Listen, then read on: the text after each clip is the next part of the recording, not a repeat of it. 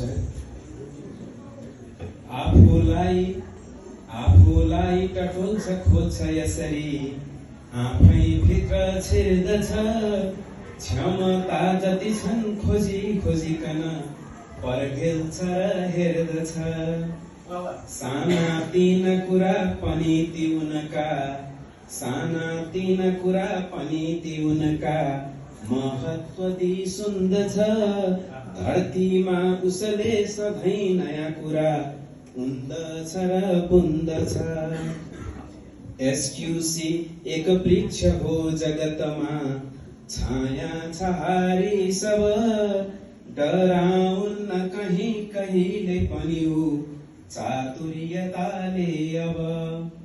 व्यथितिहरू हट्दछन् अरू पनि, हुन्छ नयाँ केही गरी। लेख्छन् आफ्नो कथा यही भुवनमा, मस्तिष्क पाना भरी। भोलि देश उठाउँछ सगरमा, शिक्षा र सिद्धान्तले। माया प्रेमली मनमा जहिल्यै शान्ति भाव छर्दछ। भोलि देश उठाउँछ सगरमा, शिक्षा र सिद्धान्तले। घोटी घोटी देखाउँछ कसीमाउ विज्ञान वेदान्तले। माया प्रेमली मनमा जहिल्यै शान्ति भाव छर्दछ। हिजो आज भोलि सबैतिर यहाँ उज्यालो छर्दछ। अन्तिमको एकदम महत्त्वपूर्ण छ। जे खानी र रत्न छन् धरतीमा, जे खानी र रत्न छन् धरतीमा। गर्छ अब उत्खन, सक्छ पिउन हातमा लिकन। ब्रह्माण्ड नै तन्तन, सक्छ ऊ पृथ्वी घुमाउन उसै घुयत्रोमा फनफन। पोख्छ ऊ पसिना फलाउन अब आफ्नै माटोमा सुना।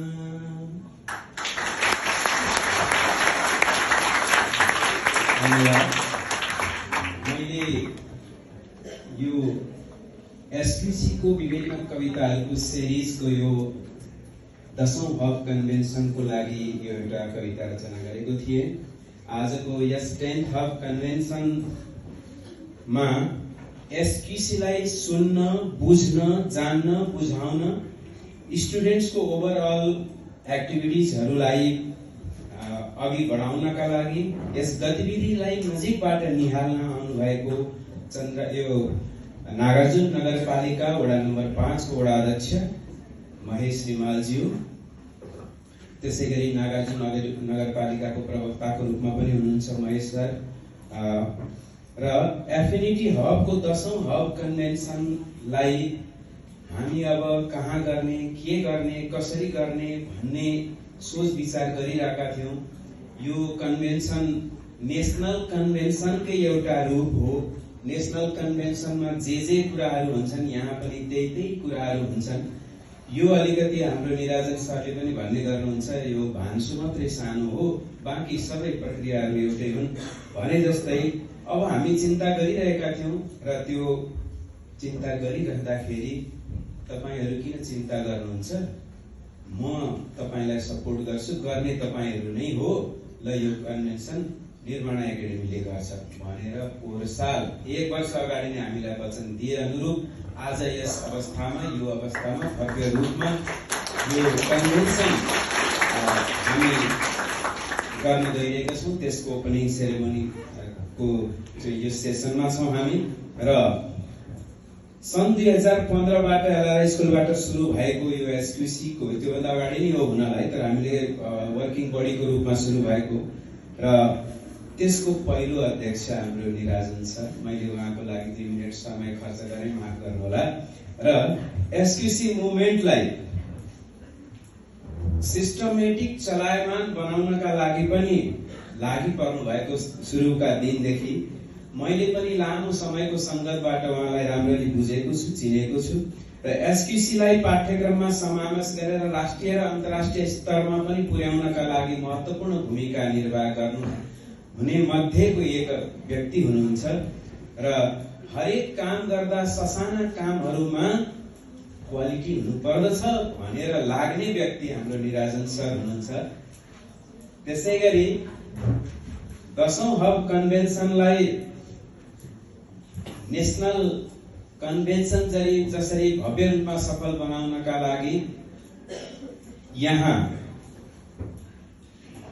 यस निर्माण एकाडेमीका सम्पूर्ण व्यक्तिहरू, विद्यार्थी, शिक्षक, अभिभावकज्यूहरूलाई पनि म यहाँ स्मरण गर्न चाहन्छु र अब यस हब कन्भेन्सनलाई सफल बनाउन मन, वचन, तन, कर्मबाट लाग्नुहुने सम्पूर्ण यस निर्माण एकाडेमीको टिम र त्यसैगरी यस कन्भेन्सनमा पाल्नुहुने एसक्युसी का सम्पूर्ण आदरणीय व्यक्तित्वहरू, क्वेस्ट नेपालमै जीवन समर्पित गर्नुभएको व्यक्ति हुनुहुन्छ यहाँ हामीमाझ र नेशनल काउन्सिलकी अध्यक्ष, पूर्व क्वेस्ट नेपालको प्रेसिडेन्ट पनि हुनुहुन्छ र शालीन, सौम्य, सुन्दर, सुशील व्यक्तित्व हाम्रो सुइना सुनाइनी म्याम हुनुहुन्छ।